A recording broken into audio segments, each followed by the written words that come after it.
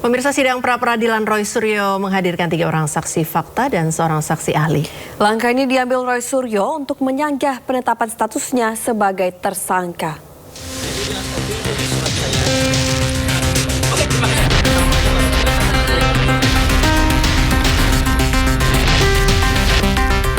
Sidang pra-peradilan kedua Roy Suryo memasuki agenda pembuktian Selasa siang.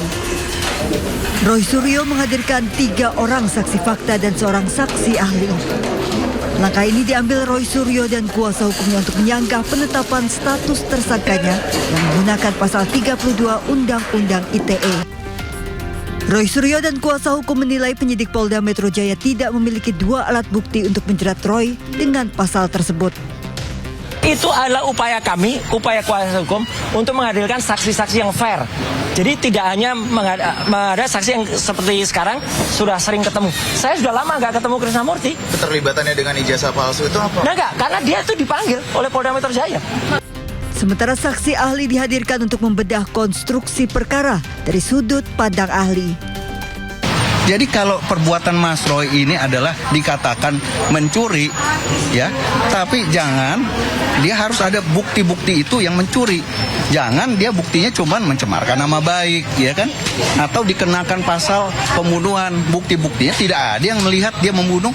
Tidak ada bukti-bukti, misalnya pisau, parang dan sebagainya, itu yang saya jelaskan. Sidang pra-peradilan ini fokus Roy Suryo dan kuasa hukum untuk menguji apakah unsur dalam pasal 32 Undang-Undang ITE terpenuhi dalam penetapan tersangka, apalagi terkait dengan tindakan merusak, menghilangkan atau mengubah dokumen elektronik orang lain. Dari Jakarta, Tim Liputan iNews melaporkan. Ya pemirsa, hari ini lanjutan sidang pra-peradilan tersangka kasus ijazah Jokowi kembali digelar di Pengadilan Negeri Jakarta Selatan. Ya, bagaimana situasi terkini sidang lanjutan pra-peradilan Roy Suryo? Kita sapa rekan Anissa Rizkia bersama juru kamera Novan Dwi Kusuma di Pengadilan Negeri Jakarta Selatan. Anissa, apakah agenda sidang pra-peradilan Roy Suryo pada hari ini?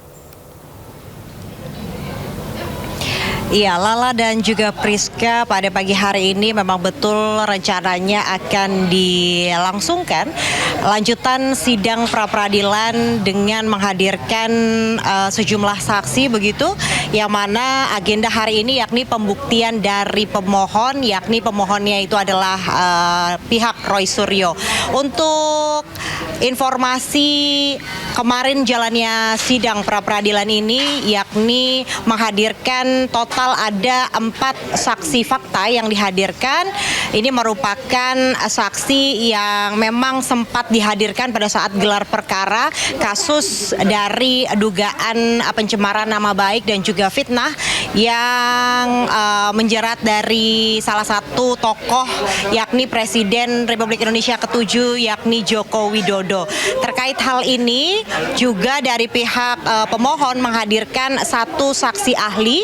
Jadi total ada 5 saksi yang tengah dihadirkan pada sidang pra-peradilan Roy Suryo digelar di Pengadilan Negeri Jakarta Selatan. Dijadwalkan pada pukul 9 waktu Indonesia Barat, yakni di ruang sidang ini saat ini masih tertutup. Itu artinya memang dari awak media juga masih menantikan karena dijadwalkan sekiranya pada 10 menit lagi akan dimulai jalannya sidang. Dan Lala dan juga Priska, kalau kami dapat menceritakan begitu jalannya sidang pra-peradilan yang digelar pada hari kemarin, memang total dari 5 saksi, yakni saksi fakta dan juga saksi ahli ini dicecar puluhan pertanyaan begitu, baik dari pemohon maupun termohon, yakni termohon kali ini itu ada Polda Metro Jaya dan juga Kejaksaan Tinggi DKI Jakarta.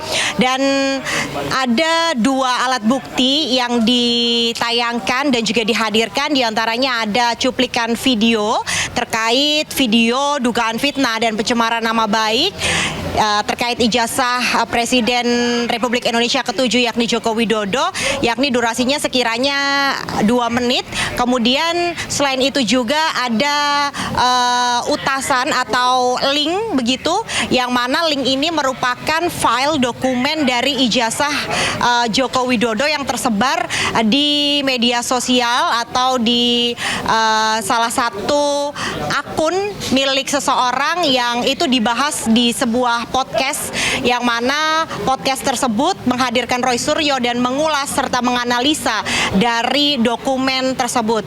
Dan informasi yang kami dapatkan juga dari pihak Roy Suryo, nantinya juga akan hadir didampingi oleh kuasa hukumnya, akan menjalani sidang pembuktian dari pemohon yang rencananya akan dilanjutkan pada hari ini, karena memang sekiranya 3,5 jam sidang pra-peradilan yang digelar ini berlangsung cukup sengit pemirsa, dan nantinya hasilnya akan diumumkan pada hari ini. Untuk sementara saya kembalikan kepada Priska dan juga Lala yang ada di studio.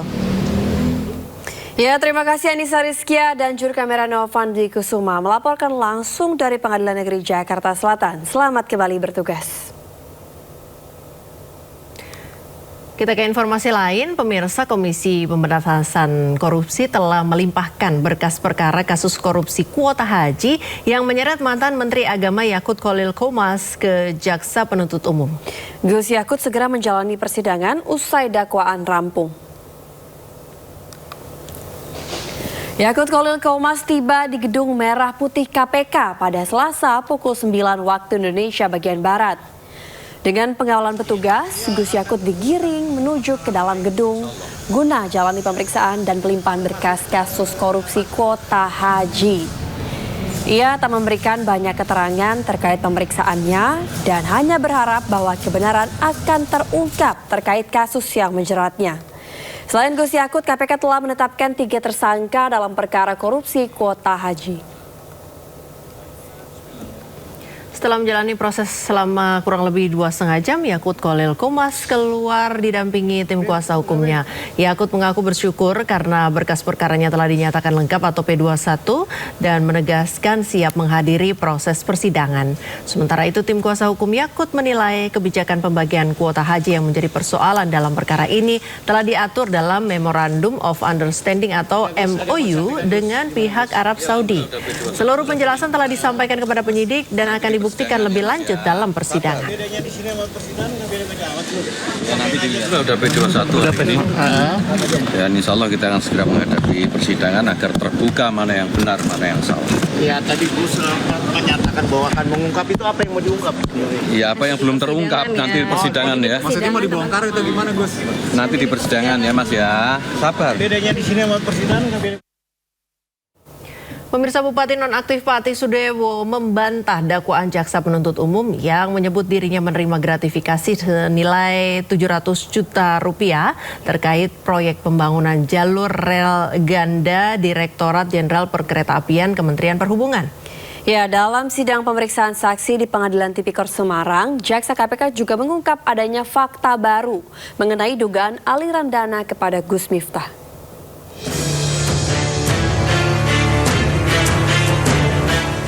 Sidang lanjutan perkara dugaan gratifikasi proyek pembangunan jalur rel ganda Direktorat Jenderal Perkeretaapian Kementerian Perhubungan kembali digelar di Pengadilan Tindak Pidana Korupsi Semarang.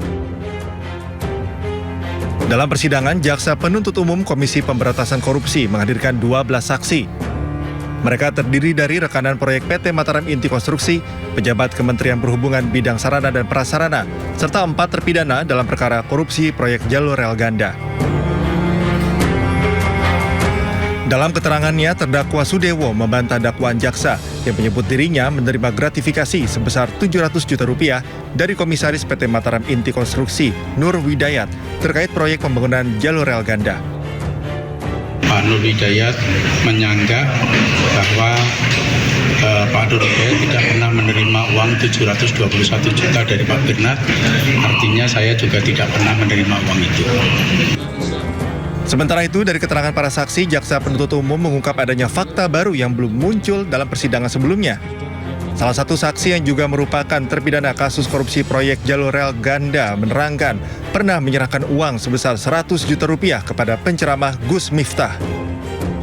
Dari sana kita dapat informasi bahwa uang-uang itu beredar sampai jauh. Salah satunya kepada Gus Miftah. Senilai kurang lebih berapa tadi? 100 juta ya? 100 juta rupiah. Menanggapi hal itu, jaksa menyatakan akan melaporkan temuan itu kepada pimpinan Komisi Pemberantasan Korupsi untuk ditindaklanjuti sesuai fakta yang terungkap di persidangan. Dari Semarang, Jawa Tengah, Wisnu Wardana, iNews melaporkan.